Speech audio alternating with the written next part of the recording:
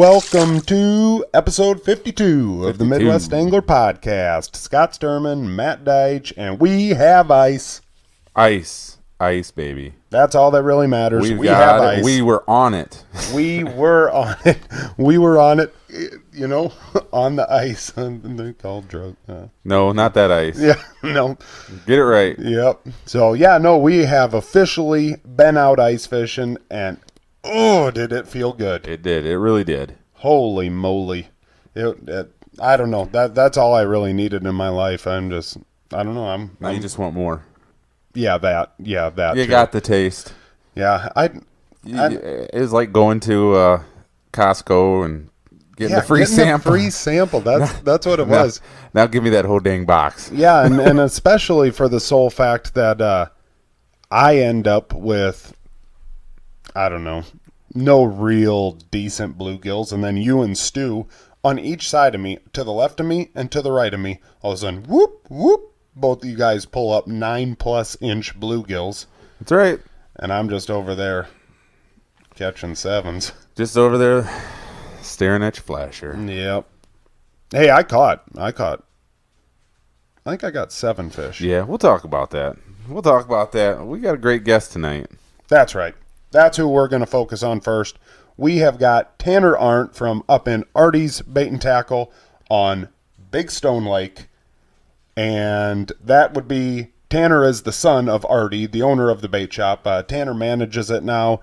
Big Stone, unless you guys have been living under a Big Stone, right, has been coming on popular. Real popular the last few years. I mean, and yeah, Artie's basically put him on the map, I would say. Yeah, looking forward to seeing what Tanner has to tell us all about it. Absolutely. So, yeah, without further ado, we are going to get over right to him. Hey, Tanner, you there, man? I got you. Awesome. Well, thanks for joining us today. For those of you listening, we're here today with Tanner Arndt of Artie's Bait and Tackle in Ortonville, Minnesota on beautiful Lake Big Stone. Nope, Big Stone Lake. We just talked about this. I knew I'd mess it up. But, no, yeah, thanks for joining us today, Tanner. Yeah, you bet. Thanks for having me on, guys. To start us off, why don't you tell us a little bit about Big Stone Lake. Big Stone, God dang it. Big Stone Lake. Tell us a little bit about Big Stone Lake. Yeah, so Big Stone, it's 26 miles long, 1 mile wide. It's actually going to be shaped more like a river, but it is a great body of water for fishing. I'd say the main focus for us out here is perch. The lake's just full of them, all sizes. We see them even all the way up to 12 inches. So got some real nice perch fishing, but it is a multi-species lake. So we got everything from perch, bluegills, walleyes, crappies, bass. Like I say, you pretty much can name it, and we got it in there. So definitely a fun lake to fish, good scenery, and it's mainly, it's pretty well shaped like a river where, the middle is just going to be basin, and all the shoreline structure is where guys are going to target, your walleyes and stuff like that. But the middle of the lake basically just runs basins. So now it's a pretty unique situation with Big Stone that it's a border lake. Yeah, it borders up to the South Dakota. You can fish the lake with either license, but it is kind of cool. It is shared compared to a lot of other border lakes. So, regulation wise, it's easy to take care of that way. But it is a border water, and it does have its own regulations for that. But they're good at working together, and it, like I say, it makes for good opportunities. So. Now, what would be some of those regulations, like as far as, say, limits go, as far as walleyes? Do you go with the Minnesota or the South Dakota? So the lake's regulations are actually, there's, I believe, 5 border water lakes that have all the same regulations. But the walleyes you can keep 4, 1 over 20 inches, no minimum. Like in terms of perch, you can keep 15, 30 possession. Bluegills are 10, only 1 possession on those. And that's some of the key ones there.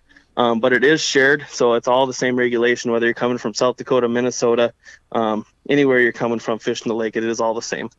All right. Very cool. Now, tell us a little bit about the structure. Is this a deep lake? Is it pretty shallow? What are you guys dealing with up there? Yeah, no, it's a pretty shallow body of water. And when that being said, in the summer we see a lot of vegetation, which is good for fish. But But the deepest water you're going to see on the lake is probably only 16 or 17 feet, and it does drop off fairly close to the shoreline. So, like I say, that middle of the lake, is all going to run that 13 to 16 feet. And like I say, all the shorelines is where the guys are finding their structure, their rock piles, their rock points. And there are a couple islands, towards the south end of the lake. Definitely good to fish around. We got a lot of structure on them. But that's going to be the main structure for the lake. Yeah, being South Dakota, Minnesota boundary lake, obviously perch and walleye are king, but you guys are really getting established as good bass fishery, correct? Oh, for sure. There's starting to even be a few tournaments and stuff out here, and the weights coming out are unreal. I think out of the last 4 tournaments we've had out here, to take home first place, you got to have over 23 pounds on 5 fish. So when you're averaging close to 5 pounds on bass in Minnesota, that's definitely something guys look forward to. Yeah, I'm sure this summer you guys saw a lot more bass boats flying around than what you probably have in years past. Oh, for sure. And I mean, we've seen guys, coming all the way from Nebraska, Missouri, coming up just to do bass fishing on Big Stone Lake. So it's definitely growing in the area, and like I say, the fish are here to back it up. So now, do you feel like Big Stone itself is kind of the last 5-6 years has really come on as a popular fishery, like more than what it has been in the past? It seems like you're seeing a lot more of it on social media or in the news on shows and stuff like that. Yeah, so the lake's always had fish in it, but it, like anything, it cycles. And like you say, the 5-6 years, and like you could probably even go back all the way to like 2010, 11, and that's really when it started. And the main changes we've seen is the abundance of weeds and clear water, and that seems to really be helping the populations too. So, but yeah, it's the last 5-6 years, it's been awesome for us. We're seeing all different kinds of species, so it works good for your tournament guys. Just the families coming out, they can fish bluegills and perch and have a lot of action. So it sets up well for everybody. Right. Now, obviously with Big Stone getting more popular, I think it's fair to say that your dad has had a big hand in that. When you hear the name Artie, I think people just know that that's synonymous with Big Stone.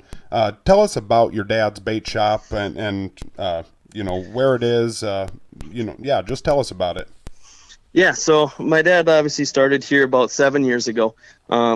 And, the previous owners we knew pretty well and good buddies with, and they were ready to get out. So they offered, and he took it up, and like you say, been promoting it ever since. And like I say, the fishing's there to back it up too. So he's done a lot of good work that way, getting people to the area to enjoy it. And like you say, we got the shop here, and at the shop we are doing everything we can to have a really good selection for a smaller town. We're located right in Ortonville, which is on the south end of Big Stone Lake, and it's been good for us. So, and now you're doing most of the managing of the bait shop, right? Yeah. So he's he kind of got things up and running, and I have taken over a lot of the work in the shop here. So, when you're stopping in, I'll be the guy you're seeing most of the time, and like I say, taking care of it, and it's been good. So that doesn't leave you much time for fishing too much, does it? No, not as much as it used to be, but we got some other hired guys around, and it does allow us to get back out on the water. Yeah, that's always kind of the funny thing, like when somebody like, oh yeah, you get to run a bait shop, so people just always think that they're always out fishing. It's like, well, no, it's probably vice versa. You're more in the shop, but you definitely get out there and get your time in. Oh, for sure. We got to work at the bait shop so guys can get out fishing too. But like I say, we find our time and get out there so we can keep everybody up to date on what the best bites are and what's going on the lake too. So, right. Now, what do most of the people, when they're coming into the bait shop and they're heading out to target the perch on Big Stone, what are they buying? What's the go-to bait up there? Well, I wish it was always as easy as picking out one bait, but definitely in the last couple of years, them perch are getting a lot more pressure. And generally what that means is guys are going to the tungsten jigs. And basically the tungsten jig is going to be just like the standard lead jigs, although they are heavier per size. So you can fish a 16th ounce jig, and it's much smaller. And it definitely helps if you can have a finesse approach to it. Like I say, these perch are seeing a lot of jigs, so it definitely hurts. It doesn't hurt if a guy can size down a little bit and fish a tungsten jig. Right. Now you guys obviously carry a full line of brand new ice fishing equipment, but I notice you guys are also on your social media advertise some used flashers and whatnot. You guys offer a trade-in program, or how does that work? Yeah, so we had a full line of like specifically talking about flashers. You know, we got Vexilar, Markham, Garmin. You know, you name it, we got it. And we are doing trade-ins on used electronics. So if you got a unit, you know, it's still good working unit and you're just looking to upgrade, we do the best we can to give you a fair price on your unit and get traded up to a new one. That way, you know, you're using the best of the technology that's out there these days, and they've definitely come a long ways. So Right. And like you guys carry most of the popular brands of shacks and things like that too, correct? yeah, you know, like I say, like right now we got an Otter in stock here. We do got a smaller building, so you know it's hard to have everything in terms of the shacks. But once it gets into the ice tackle, you know, if you're going perch fishing, there's not much we don't got. So we definitely do the best we can to keep it stocked up and keep all the stuff that's in high demand in here. So. Right. Now, one of the other things that your bait shop offers is some fish house rentals. Tell us about the fleet of fish houses that you guys have. Yeah, for sure. In the winter, we got 12 fish houses that we're running. 2 of those are going to be day houses. So that in that case, you just show up for the day. We'll bring you out to the shack. It's just got a heater. We drill the holes. Everything's ready to go for you. You bring your equipment and do some fishing. So that sets up well. And then we also have 10 of the ice castles. They're 16-foot ice castles. And those are kind of our luxury shacks per se. You can kick back, catch some fish, but you're going to do it in comfort. You know, it's got 4 bunks, so you can sleep 4 guys in there. And it's, you got a stove, it's got a bathroom in it, you name it. So it's definitely a luxury setup for going out and fishing and having some good times with friends. So. And I suppose the fishing with the clearer water like that, the walleye fishing at night is probably a pretty good bite too at times. Yeah, we get some walleyes. You know, we definitely focus on the perch, bluegills, that kind of thing. But it is always nice to see a walleye roll through at night. You know, and like you say, with the clear water, that is another thing we've done in our fish houses is we put underwater cameras and TVs in all the houses. So when you show up, you got an underwater camera and you can see exactly what's going on under the water, and that's an awesome feature in them houses. Oh yeah, I've see how seen many those. fish I'm missing. Yeah, exactly. Yeah, no, it works good. Well, what kind of fishing do you do personally? Do you do any bass fishing? Personally, I am a bass head, yes. All right. If I got free time, I'm going to go bass fishing. But I do, you know, like in the spring, I'll fish the local walleye league. And then all winter long, I do a lot of perch and bluegill fishing that way. So it's nice being on Big Stone. You have an option. You know, you're not stuck to fishing just one thing. But like I say, if I do have an option, I'm going to go bass fishing. Yeah, Tanner, before we let you go, if any of the listeners out there are interested in stopping by Ortonville and checking out Artie's Bait and Tackle, or if they're interested in renting a sleeper house from you, can you let the listeners know how they can get a hold of you? Yeah, for sure. So you can find all of our information on the rental houses on artiesbait.com, and that's our website. We have all the lodging, fish house rentals, everything on there. Otherwise, we do keep updates on the lake in terms of ice conditions, all that, on our Facebook page, and that's just Artie's Bait and Tackle on Facebook. And if you're looking to call and reserve a house, you can give us a call at the shop here, and the number for that is 839-2480. So that's the best ways to get a hold of us, and look forward to seeing you guys around. Yeah, perfect. All right, thanks, man. Yeah, thanks for joining us. Thanks for having me on. You bet. See ya. And that was Tanner Arndt from Artie's Bait and Tackle up in Big Stone Lake in Ortonville, Minnesota. Yeah, I would have liked to have known, how big is the town of Ortonville? Have you ever been to Ortonville? I've never been to Ortonville. Oh, I have. I drove through there one time. I have driven through Ortonville before. Really? I wonder, is there quite a few towns on Big Stone? I think there's a few. Is there? Yeah. But yeah, Well, it's kind of a cool area up in there, and Big Stone Lake is a neat.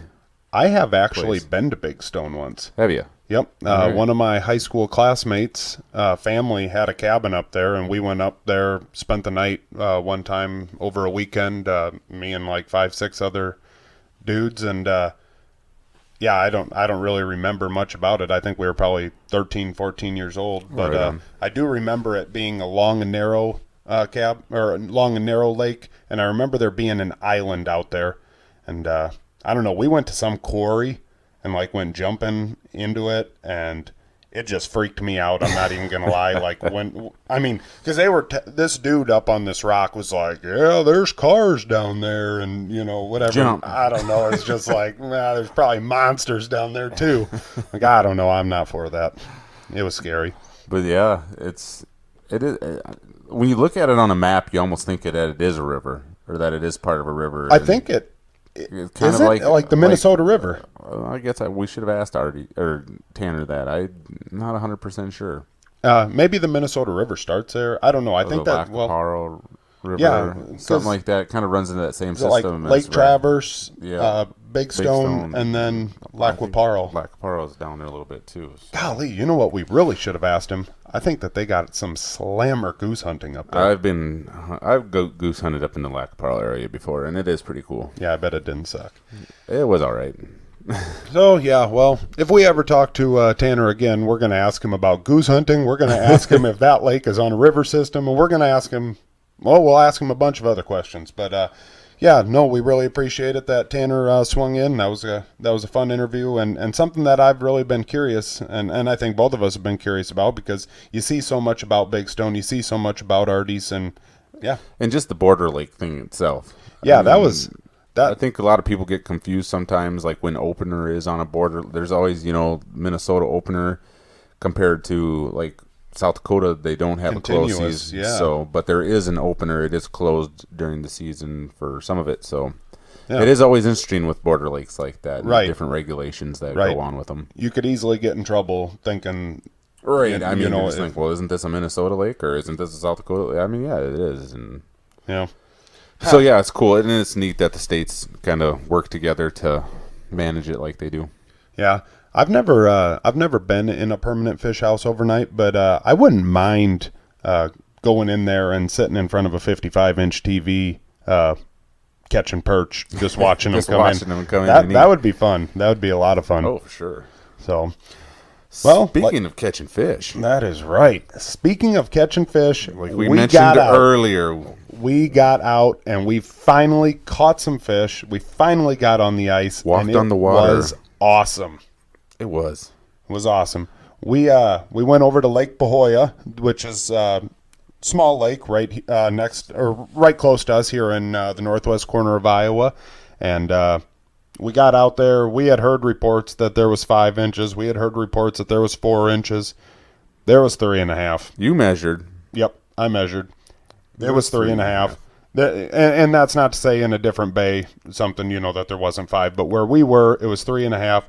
And I got to tell you, I puckered up a little bit when I punched that first hole. I went walking out there, and I just really, truly in my head, was expecting 5 inches. And, my K-drill started ripping, and all of a sudden, whoop, there it was. And it was like, oh, boy, yeah, that's thin, Stu. it was me and Stu standing there, and so yeah, I knelt down and I was like, we got to measure this here because I'm not screwing around on 2 inches. And yeah, It was 3.5, and it was good clear ice. I will give it that. It was good clear ice, and so yeah, we set up shop and made it happen. Yeah, it's you mentioned something to me while we were out there after watching me drill a hole, and you kind of were like, wasn't as thick as you expect, because the last time we drilled holes, the ice was 10 inches. At least, yeah. Probably, well, yeah, no, late season like that. But still, it was a little bit thicker. So you go in there and you start drilling that hole, and you're thinking, okay, you're going to be there for a little bit, just going, and yeah, you start zipping through 4 inches of ice. It's just like, boop. It's like, whoa, yep, through. Just like that. And no, there was a few other people out there. So I felt where we were walking, somebody else had already walked, and I know I'm going to sit here and preach, all safety on the ice, and personally, I guess I was probably not being as safe as what I should have been, but no one died. No one died. All right, that might have crossed the line. Got I cold. apologize. Nobody got cold, Yep. but no. yeah, you went out there. You were out there the day before, a couple days before. 2 days prior. Yep. Had checked it and everything like that. And like you said, it was good solid ice, and there was other people. So you just kind of, you know, you don't want to say you let your guard down a little bit, but you feel a little bit safer going out there. Obviously, if there was nobody else out there and there was no tracks, would have drilled our whole way out there, spud barred the whole way out there. Right. So, no, yeah, we set up, and I think where I originally started fishing, it was like 13, 14 foot, and right away I marked a fish down on the bottom. I dropped down to it, and it went away, and it was like, it's going to be one of those nights tonight. And, yeah, next thing you know, I started having some fish come in suspended, which on a lake like that, it gets so deep so fast, 10 yards off the shoreline, and, right. and you're in 12, 15 foot of water there. So, I mean, those fish don't have to swim that far out, to you, right. And they're suspended. I mean, we had it that one year when we were over there, and you were sitting in 7 foot of water, and I was in 15 foot of water, and, I mean, we were, your baseball throw away from each other, so. What the heck? So about 10 foot away from each other. That was a slugger back in the day. Well, you might be able to hit the ball a mile, but you couldn't throw it 10 foot, so. Oh, my DH. Well, at least I saw the field. That's right, from the bench. You could see it out there. Oh, my gosh. No. This is early on in the episode for you to be throwing haymakers like that. You're throwing. I'm not worried. I'm sitting far enough away from you. You won't be able to reach me. You're going to do the rest of this episode by yourself. I'm sorry. We're supposed to be a team. We are a team. We got to get back. Let's get talking about fishing again. We got to talk about fishing For again. Pete's That's right. sakes. I'm sorry. I apologize to the listeners. Please forgive me. We just lost all our listeners. I know. They like you better than me, so. Well, that's for sure. You're going to get all kinds of friend requests, and I'm going to have all kinds of them gone now. All right. So fishing. But yeah, back to Lake Bahoya. So me and Stuart Anderson, we got out there. Stu the noob for all you guys that don't know who Stuart Anderson is. Stu to Chris. Stu to Chris. Stu to Chris. Stu to Chris. Stu Pock. Like, God, I mean, we could just literally come up with a million fun names, and we should. But we're going to get back to fishing again. So me and Stu got out there. I took off early from work. We headed out and got on the ice. I caught a couple right off the bat, and finally Stu started marking, and he got one. His goal was to catch one before you showed up. Right. And he got it done. He got her done. And for him. then you came out, and we all kind of bounced over closer to where you were. You kind of went around a little point from us. Yep. And try to get away from the crowd, and they just follow you.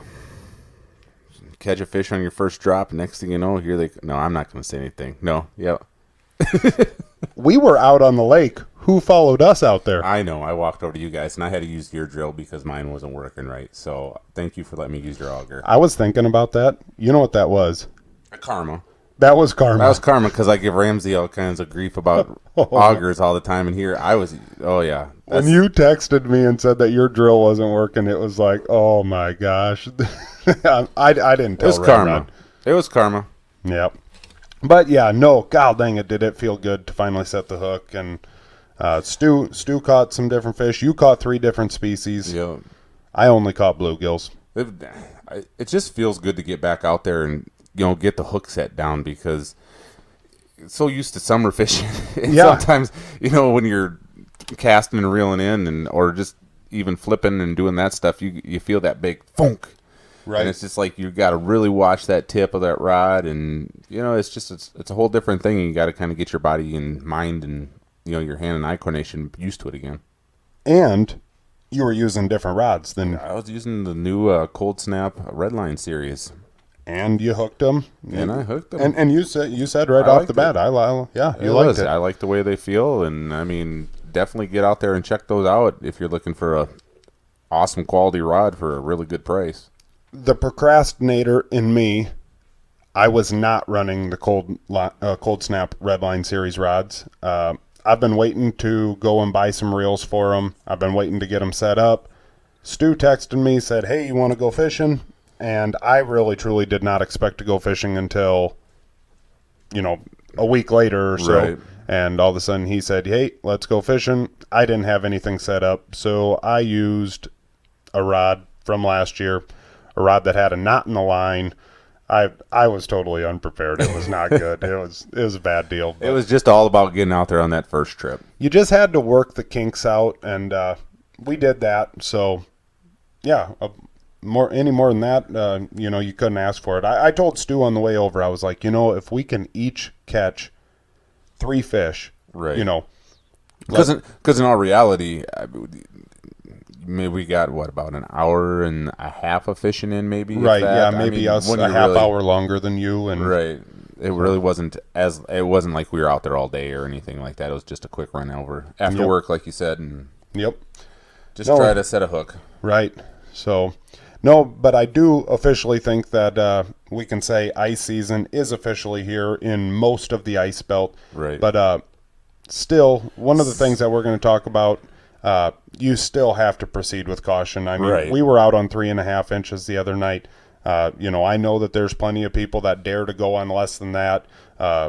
If a big snow comes, that can really mess up some ice too. A lot of weight on top of the snow. Yep. So, a few things that everybody can should use are a throw rope, Yep, always have that along with you. the buddy system. Yeah, make sure that if you're going out this time of year, where have somebody come along. Just be aware of that. Your ice picks, Ice picks, right? cleats. Ice cleats are really important if there's not much snow on the ice. I forgot those the other night, And it just and I about biffed it at the end of the boat ramp, big time. So, no, yeah, we can sit here and say float suits. Not everybody can afford a float suit. I mean, we get that. So, yeah, and don't take for granted just because you see some people out there just buzzing around, moving around a lot that you're just like, oh, if you're going to venture off away from people, definitely. Right. I mean, yeah, definitely. At the lakes, I think in some of the bays, way back in the bays, they're starting to see like 4 inches of ice over there. But as you start getting out into more of the basin of the lakes, there's still only 2 inches of ice out there. So right. I saw that a few of the bait shops were starting to do reports, and there was a lot of them where first hit of the spud bar off the boat ramp, and I mean it's not ready yet. It is not. And with new ice being made sometimes, and it starts shifting and everything, you start getting some seams and some heaves at places. So you just got to be aware of all that stuff. And, Right. We do got the temperatures coming down the pipe. Oh yeah. I mean, ice it will not be long. fishing season's here, and it's here to stay for a while now. I mean, not unless all of a sudden we get crazy weather where it warms up to 50, 60 degrees. But I mean, Right. And that is good because it has been too long. right. I mean, it's nice. Like you said, it's just really nice to get back out on the ice and be walking around and just know that you can get the spots, because like we've talked about, that's the cool thing about ice fishing. Even playing field. It is. It's accessible to everybody. It's nice to fly around on a machine, a 4-wheeler, a snowmobile, things like that when it gets to that time. Yeah, it is. But you can still get out there on foot and hoof it around, and you never Absolutely. know. I mean, you can get on good bites all over the place. That's the nice thing about it. Oh yeah. And I think the last 2 years has really proved that to me even more and more. I've gone me and my brother have fished over at Okoboji ice fishing for, I don't know, a number of years. And in the last 2 years, I've kind of started to go to a couple spots that are out of my comfort zone. Right. And, a couple of the spots where it's like, no, this ain't going to work. Like, why are we even monkeying with this? And all of a sudden we really start getting on a good bite, and it's like, God dang, really? Like, this is not what I expected.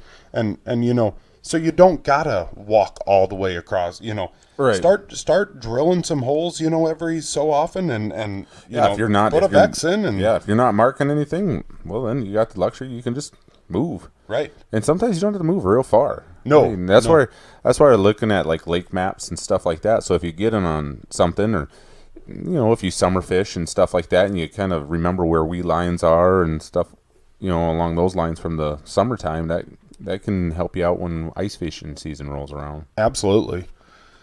So, well, Definitely get out there and be safe yet. It's not, full blown bore. I mean, I think somebody was telling you the other day that there were some 4-wheelers out on Spirit Lake, and it's just like there's like 6 inches, 5 at that time. There's like 4 or 5 inches. Four. My buddy Top was out there fishing, and all of a sudden he heard a motor going, and he's like, "Oh wow, that's got to be someone's auger." Well, all of a sudden it started getting closer, and he's like, "What in tarnation do we got going here?" And sure enough, here comes a 4-wheeler buzzing across the ice, and he flat out said, he was like, "Holy smokes!" Like, can you drive a 4-wheeler on 4 inches of ice? Obviously you can, but just don't do it by me. Yeah, right. Don't go. I will bet you that if you drive 4-wheeler around on 4 inches of ice for long enough, you'll be driving that 4-wheeler under the ice. All right, you're gonna have to make sure you got a nebula system on that thing, so right. It makes it a little easier for the water retrieval people. Yeah, and I think it comes with a pretty hefty fine. Right. Dropping something in there, I don't think anyone really wants to pay it. Hoof it out yet. Well, like we've said before, not only do you put yourself in danger, but you put everybody in danger. Right, first responders or even people out on the ice. If we're fishing and we see somebody go through, you're not just going to be like, "No, that's not safe for us." Well, you're on your own. A 4-wheeler. Yeah. Yeah. I mean, everybody's gonna go into help mode and try to get you out safely and stuff like that. So just be cautious out there, and we're easing into it. Pretty soon it's going to be full, in a couple weeks here, a week or so, then it's going to be, you're going to be able to move around and do a lot of that stuff. But for right now, just get to where you can and just enjoy that we're fishing in mid-December right now. Yeah, absolutely. So, yeah, well, with that, episode 52, we will consider that a wrap. See you next week for episode 53. 53. 53. See you next week. Later.